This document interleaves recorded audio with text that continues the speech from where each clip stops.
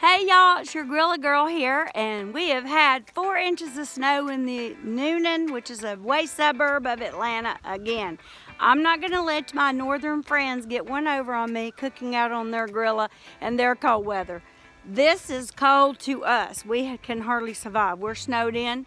So today I have decided to fix some of my buffalo candied bacon.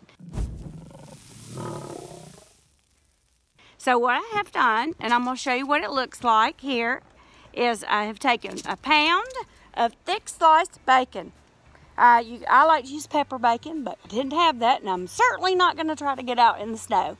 And I have mixed a 1/4 cup of Frank's hot wing sauce and a 1/2 cup of brown sugar and a 1/4 teaspoon of cayenne pepper. Mixed it up, and I brushed it on with the back of a spoon because it's really thick on both sides of this bacon.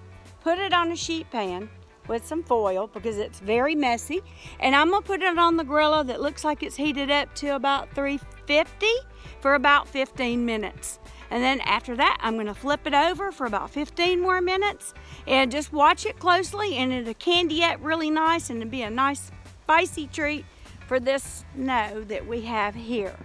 So, okay, let's go put it on, and I'll show you what it looks like when I get it off. All right, y'all. About 15 minutes on each side at about 375 on the Grilla for my buffalo bacon candy. It's a great tailgate item. I'm gonna take this in, let it cool about 10 minutes so it sets up and gets crunchy. And we're gonna eat up. Y'all enjoy.